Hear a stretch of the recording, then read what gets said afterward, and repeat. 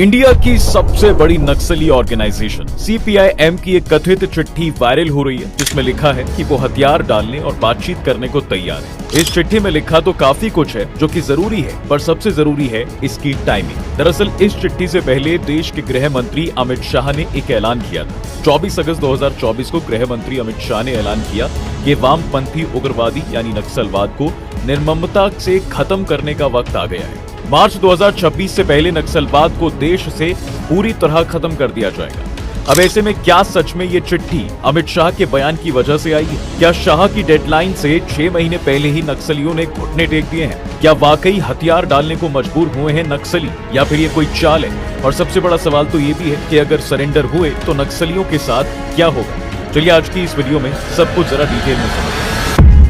सबसे पहले समझते हैं कि आखिर नक्सलवाद है क्या, ये क्यों और कैसे शुरू हुआ।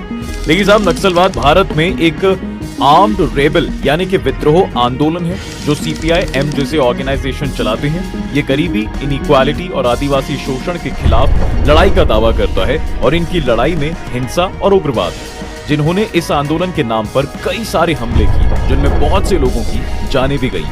नक्सलवाद भारत सरकार को उखाड़ फेंक कर साम्यवादी यानी कम्युनिस्ट व्यवस्था लाना चाहता है, जिसकी शुरुआत 1960 के दशक में हुई थी, जब आदिवासी इलाकों में गरीबी, बेरोजगारी और जमींदारों का शोषण बढ़ गया था। पश्चिम बंगाल के चारू मजूमदार और कानू सान्याल जर्मन फिलोसोफर मार्क्स और चीन के कम्युनिस्ट नेता माओ त्से तुंग को अपना नेता मानते थे। चारू और कानू ने सीपीआई ज्वाइन करने के बाद माओ के पैटर्न पर किसानों के हथियारबंद दस्ते बनाकर जमींदारों की जमीनों पर कब्जा करना शुरू कर दिया। पश्चिम बंगाल के नक्सलबाड़ी नाम के गांव में एक जमींदार की हत्या के बाद इस हिंसक विचारधारा को नक्सलवाद कहा जाने लगा। खैर, अब आते हैं इस चिट्ठी पर। देखिए, कम्युनिस्ट पार्टी ऑफ इंडिया माओवादी, इनकी कथित चिट्ठी पर नक्सली लीडर और सीपीआई-एम के प्रवक्ता अभय का नाम लिखा हुआ है। चिट्ठी पर 15 अगस्त 2025 की तारीख है, लेकिन ये वायरल अब हुई है। अगर चिट्ठी के अंदर लिखी बातों का जिक्र किया जाए तो इसमें मोटे मोटे तौर पर 4 बड़ी बातें हैं। सबसे पहली चीज चिट्ठी में जो है वो ये लिखा है कि हमने हथियारबंद संघर्ष को अस्थायी तौर पर रोकने का फैसला किया है। भविष्य में हम आम लोगों की समस्याओं को लेकर तमाम राजनीतिक पार्टियों और संस्थाओं से कंधे से कंधा मिलाकर काम करेंगे। इस बारे में हम केंद्र के गृह मंत्री यानी अमित शाह और सरकार के लोगों से बातचीत के लिए बिल्कुल तैयार हैं। दूसरी बात यह है कि हमें इस बारे में पार्टी को अवगत कराना पड़ेगा। इस पर राजी होने वाले साथियों में से एक डेलीगेशन शांति वार्ता में शामिल होगा। अभी हमारे संपर्क में कुछ लीडर पूरी तरह सहमत हैं। तीसरी चीज है कि केंद्र सरकार से हमारा अनुरोध है कि देश भर से अलग अलग राज्यों में और जेल में बंद साथियों से मशवरा करने के लिए हमें 1 महीने का वक्त दे दें। इस पर सरकार के साथ वीडियो कॉल पर बातचीत के लिए भी हम तैयार हैं। अब चौथी और आखिरी बात यह है साहब कि फौरन 1 महीने के लिए सीज फायर करें। जंगलों में बह रहे खून को रोककर शांति लाना सरकार के रुख पर निर्भर करेगा। देखिए, अब इस चिट्ठी की बातों से तो यही लग रहा है कि नक्सलवादी अब इन सब चीजों को बंद करना चाहते हैं। लेकिन क्या ये सिर्फ उस एक स्टेटमेंट से हुआ है? 24 अगस्त 2024 को केंद्रीय गृह मंत्री अमित शाह ने 31 मार्च 2026 तक देश से नक्सलवाद खत्म करने की बात कही थी। छत्तीसगढ़ के रायपुर में उन्होंने कहा था कि भाई अब समय आ गया है कि वामपंथी उग्रवाद की समस्या पर एक मजबूत रणनीति के साथ आखिरी हमला किया जाए। अमित शाह की डेडलाइन के बाद सुरक्षा बलों ने ऑपरेशन कागार जैसे कई अभियान चलाकर नक्सली कैंपों पर हमले तेज कर दिए हैं। यहाँ तक कि 16 जुलाई को पी सुंदरराजन ने यह भी कहा कि नक्सलियों ने अपने लेटर में स्वीकार किया कि 2024-25 में 350 से ज्यादा नक्सलियों की मौतें हुई हैं। इनमें सीपीआई-एम के केंद्रीय समिति के 4 और राज्य स्तरीय समिति के 15 सदस्य शामिल थे। 2025 में कम से कम 10 बड़ी मुठभेड़ों में सुरक्षा बलों ने नक्सलियों को निशाना बनाया। 4 जनवरी 2025 को आबूझ माड़ के जंगल में एक महिला नक्सली समेत 5 नक्सली ढेर हो गए। 20 से 21 जनवरी को छत्तीसगढ़ ओडिशा बॉर्डर पर मुठभेड़ में 27 नक्सली मारे गए। 9 फरवरी को बीजापुर में 31 नक्सलियों को मार गिराया। 20 मार्च को दंतेवाड़ा बीजापुर बॉर्डर पर 26 नक्सली ढेर हुए। 31 मार्च को तेवाड़ा बीजापुर बॉर्डर पर तकरीबन 45 लाख की इनामी महिला नक्सली को ढेर किया गया। 15 मई को छत्तीसगढ़ तेलंगाना बॉर्डर पर 31 नक्सली मारे गए।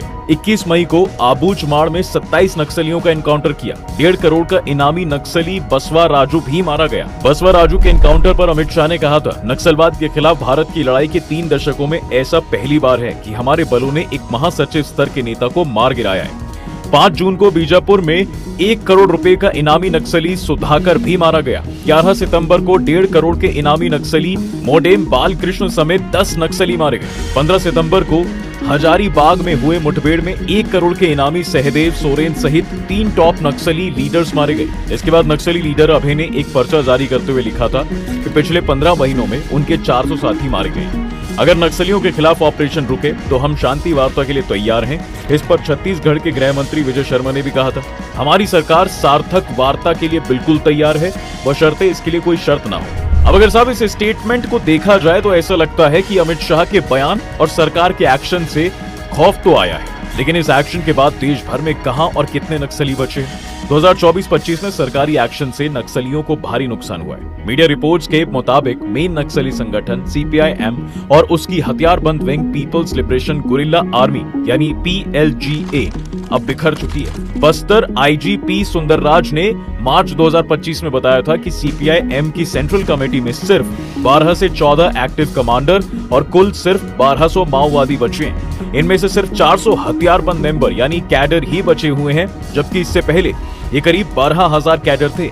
बाकी 700 से 800 लोग सपोर्ट सिस्टम की तरह काम करते हैं। ये चेतना नाट्य मंच और दंडकारणीय आदिवासी किसान मजदूर संघ जैसी कल्चरल विंग के मेंबर्स भी हैं। अभी छत्तीसगढ़ के कुछ इलाकों में करीब 200 नक्सलियों के मौजूद होने की जानकारी है। इसके अलावा झारखंड, महाराष्ट्र, तेलंगाना, तमिलनाडु और कर्नाटक जैसे राज्यों में भी सिर्फ 100 से 150 कैडर ही बचे हो सकते हैं। सुंदरराज ने भी कहा था कि आंकड़े हमारी फोर्सेस को भरोसा दिलाते हैं कि वो मार्च 2026 तक नक्सलवाद को खत्म करने के लिए गृह मंत्री अमित शाह के संकल्प को पूरा करेंगे। अब यहाँ पर एक्सपर्ट्स का मानना है कि ये नक्सलवाद के लिए बहुत मुश्किल दौर है। सरेंडर करने वाले कई नक्सली इसलिए हथियार डाल रहे हैं क्योंकि उन्हें नहीं लगता कि वो इस लड़ाई को जारी रख पाएंगे। अब इस लेटर की अगर बात की जाए तो बस्तर IG सुंदरराज बी ने यह भी कहा कि फिलहाल नक्सलियों के इस पर्चे की जांच की जा रही है। जब हम पूरी तरह से श्योर हो जाएंगे उसके बाद ही कुछ दिया जा सकता है। साथ ही छत्तीसगढ़ के उप मुख्यमंत्री विजय शर्मा ने भी कहा कि अगर लेटर सही पाया गया तो वरिष्ठ नेता इस पर फैसला करेंगे। अब आप ये जरूर सोच रहे होंगे कि यार अब नक्सलवादी खुद सरेंडर करने को कह रहे हैं तो फिर सरकार ये जांच की बात क्यों कर रही है? देखो, अभय के पहले भी सोनू नाम के जिस इंसान की तरफ से ये चिट्ठी आई थी वो CPI माओवादी की पोलित ब्यूरो के मेंबर है। दरअसल अभय और सोनू दोनों नाम एक ही इंसान के हैं जिसका असली नाम है वेणुगोपाल। इसलिए इस चिट्ठी की क्रेडिबिलिटी पर सवाल है।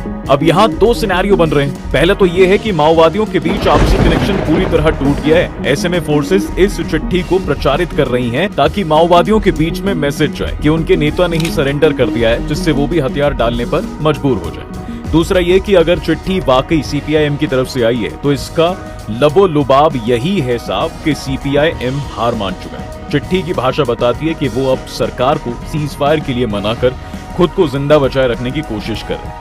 एक्सपर्ट्स के मुताबिक इससे पहले माओवादी जब सीज फायर की बात करते थे तो कोई समय सीमा नहीं देते थे और इसकी आड़ में समय लेकर खुद को मजबूत करते रहते थे। इस बार उन्होंने 1 महीने का वक्त मांगा है। इससे लगता है कि वो हथियार डालने को लेकर बहुत सीरियस है। अब जब सीरियस हैं तो चलो ये मान लेते हैं कि ये सरेंडर कर भी देंगे, लेकिन उसके बाद क्या? मतलब अगर नक्सलियों ने सरेंडर कर दिया तो सरकार इनके साथ क्या करेगी? एक्सपर्ट्स के मुताबिक अभी सरकार के पास कई ऑप्शंस हैं। पहला, सरकार बातचीत ना करके अपने ऑपरेशन को कंटिन्यू करेगी। सरकार 18 महीने से जिस तेजी से नक्सलियों के खिलाफ ऑपरेशन चला रही है उससे ऐसा नहीं लग रहा है कि सरकार बातचीत करेगी। असल में जब नक्सली हथियार डालने को हो गए हैं तो सरकार को बात करने की जरूरत नहीं है, लेकिन सरकार इसमें पॉलिटिकल माइलेज लेना चाहे तो जरूर ऐसा कर सकती है। आप चीन और पाकिस्तान जैसे दुश्मन देशों से बात करते हैं, फिर ये तो देश के ही आदिवासी जो एक गलत तरीके से लेकिन अच्छी वजह के लिए लड़ रहे हैं। दूसरा, सरकार अपनी शर्तों पर बातचीत करेगी। अब अगर सरकार सरेंडर के लिए मान जाती है और अपने ऑपरेशन को रोकने के लिए फैसला करती है तो वो अपनी शर्तों पर ही सरेंडर करवाएगी। ऐसे में हिंसा में शामिल रहे नक्सलियों को जेल भेजा जा सकता है। कुछ कम गंभीर मामलों में जेल में बंद नक्सलियों को छोड़ा भी जा सकता है। वहीं बड़े नेताओं को मुख्यधारा की राजनीति से जुड़ने का मौका दे सकती है। CPI-ML ने भी ऐसा ही किया था।